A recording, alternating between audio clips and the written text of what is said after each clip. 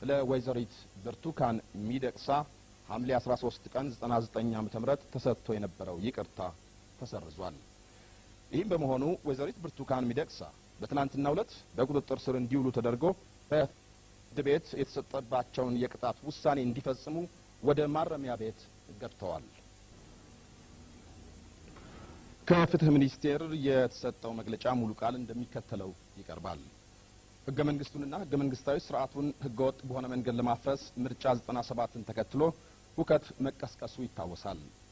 የዚህ ለብዙ ዜጎች ህልፈትና በሚሊዮን የሚገመት የህዝብና የመንግስት ሀብት መውደም ምክንያት ከሆነ ከባድ የወንጀል ድርጊት ጋር በተያያዘ ግንባር ቀደም ሚና በነበራቸው የተወሰኑ የቀድሞ የቅንጅት አመራሮች ላይ ክስ ተመስርቶባቸው ተከሳሾቹ ህገ መንግስቱንና ህገ መንግስታዊ ስርዓቱን ለማፍረስ መሞከራቸው ለዚህ ዓላማ ሲሉ አመጽ መቀስቀሳቸው በማስረጃ የተረጋገጠ መሆኑን በመቀበል ሐምሌ 9 ቀን 99 ዓ.ም በዋለው ችሎት የፌዴራሉ ከፍተኛው ፍርድ ቤት የጥፋተኝነት ውሳኔና ተያያዥ የቅጣት ውሳኔ ማስተላለፉ ይታወቃል። ይሁንና ተከሳሾቹ ጥፋተኛ ስለመሆናቸው ማመናቸውን የገለጹበትንና በእያንዳንዳቸው ስምና ፊርማ የተረጋገጠ የይቅርታ ማመልከቻ ሰኔ 15 ቀን 99 ዓ.ም ለክቡር የኢፌዴሪ ጠቅላይ ሚኒስትር አቅርበው ነበር። ይሄው የይቅርታ ጥያቄ ማመልከቻ በይቅርታ ስነ ስርዓት አዋጅ 395/1996 በሚደነግገው ሁኔታና የአፈጻጸም አግባብ መሰረት ለኢፌዴሪ የይቅርታ ቦርድ እንዲተላለፍ ተደረገ። ቦርዱም የይቅርታ ማመልከቻውን ከመረመረና ይቅርታ ጥያቄዎቹን ካነጋገረ በኋላ በቅድመ ሁኔታ ላይ የተመሰረተ የይቅርታ ውሳኔ ሐሳብ ለክቡር የኢፌዴሪ ፕሬዝዳንት አቀረበ። ክቡር ፕሬዝዳንቱም ከቦርዱ የቀረበላቸውን የውሳኔ ሐሳብ በማጽደቃቸው የይቅርታ ጥያቄዎቹ በአዋጅ መሰረት በቅድመ ሁኔታ ላይ የተመሰረተ ይቅርታ ተሰጥቷቸው ከእስር ተለቀዋል።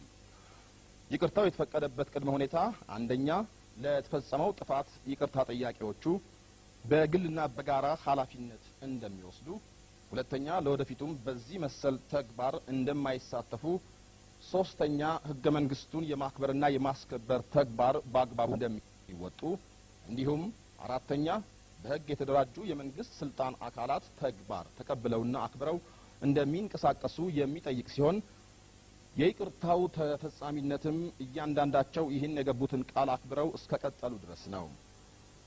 በእርግጥም አብዛኛዎቹ የይቅርታ ውሳኔ ተጠቃሚ የቀድሞ የቅንጅት አመራር አባላት ይህንን ቃላቸውን ጠብቀው ህገ መንግስቱን ከዚህ የመነጩ ህጎችንና እነዚህን እንዲያስፈጽሙ የተደራጁ የመንግስት አካላትን ተግባር አክብረው የፖለቲካ እንቅስቃሴያቸውን ሆነ ማህበራዊ ህይወታቸውን እያራመዱ ይገኛሉ። ይሁንና ይህንን በዘነጋ ብቻ ሳይሆን ይልቁንም በፊት ለፊት በሚቃረን መልኩ ጥቂቶች ከሀገር በመውጣት ከአሸባሪዎችና ጸረ ሰላም ኃይሎች እንዲሁም ከኤርትራ መንግስት ጋር በመሰለፍ ጦርነት አውጀው እየሰበኩ ናቸው።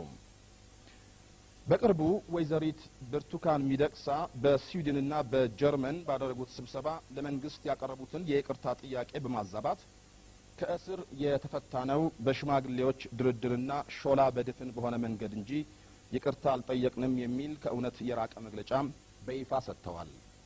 ይህም ሆኖ ተግባራቸው ሊታረም የሚችል ቀና ስህተት ይሆናል ከሚል እምነት በመነጨ ከይቅርታቸው የተያያዘውን ሁኔታ ማክበር አለማክበራቸውን የመከታተልና ስርዓቱን ከወንጀል የመጠበቅ ኃላፊነት የተሰጠው የፌዴራል ፖሊስ ወይዘሪት ብርቱካንን ከአንድም ሁለቴ በመጥራት ስለ ተግባራቸው አነጋግሯቸዋል።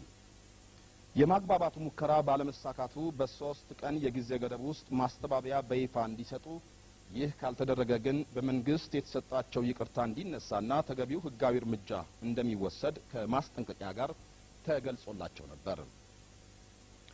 ይህ ሁሉ የፌዴራል ፖሊስ ጥረት ግን በወይዘሪት ብርቱካን በኩል ተቀባይነትን አላገኘም።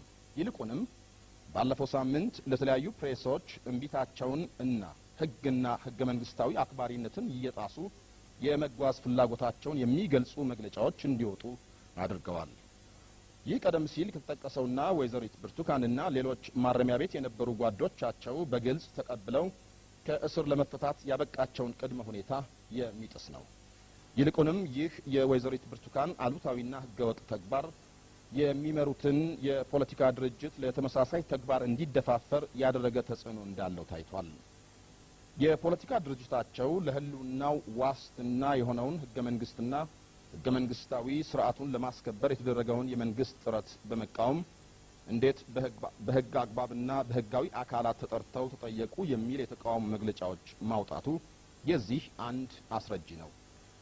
ይህ ድርጅትም ሆነ ሌሎች ማናቸውም የፖለቲካ ድርጅቶች የሕግ አስከባሪ አካላት ሕግና ስርዓትን ለማስጠበቅ የሚያደርጉትን እንቅስቃሴ በማናቸውም መንገድ ለማደናቀፍ ከሞከሩ የሕግ ተጠያቂነት እንደሚያስከትል ሊታወቅ ይገባል። ወይዘሪት ብርቱካን ሚደቅሳ የፈጸሙት ተግባር የተሰጣቸው ይቅርታ የተቋቋመበትን ቅድመ ሁኔታ የሚጥስ በመሆኑ በይቅርታ ሕግ አዋጅ ቁጥር 395/1996 መሰረት ለወይዘሪት ብርቱካን የተሰጠው ይቅርታ እንዲሰረዝ የፌዴራል ፖሊስ በፍትህ ሚኒስትሩ ለሚመራው የይቅርታ ቦርድ ባቀረበው ጥያቄ መነሻነት ቦርዱ በአዋጁ አንቀጽ 4/3 መሰረት ጥያቄውን መርምሮ የወይዘሪት ብርቱካን ሚደቅሳ ይቅርታ እንዲነሳ ለክቡር የኢፌዴሪ ፕሬዝዳንት የውሳኔ ሀሳብ አቅርቧል። የቀረበው የውሳኔ ሀሳብም በክቡር የኢፌዴሪ ፕሬዝዳንት ተቀባይነትን አግኝቶ በአዋጁ አንቀጽ 10/2 መሰረት በቅድመ ሁኔታ ላይ ተመስርቶ ለወይዘሪት ብርቱካን ሚደቅሳ ሐምሌ 13 ቀን 99 ዓ.ም ተሰጥቶ የነበረው ይቅርታ ተሰርዟል። ይህም በመሆኑ ወይዘሪት ብርቱካን ሚደቅሳ በትናንትናው ዕለት በቁጥጥር ስር እንዲውሉ ተደርጎ በፍርድ ቤት የተሰጠባቸውን የቅጣት ውሳኔ እንዲፈጽሙ ወደ ማረሚያ ቤት ገብተዋል። ስለዚህ የሕግ አስከባሪ አካላት ሕገ መንግስቱንና ሕገ መንግስታዊ ስርዓቱን ለማደናቀፍ የሚሞክሩ ማናቸውም እንቅስቃሴዎችን በመከታተል ከምንጫቸው እንዲመክኑ ለማድረግ አስፈላጊውን ሕጋዊ እርምጃ እንደሚወስዱ እናሳውቃለን። የፍትህ ሚኒስቴር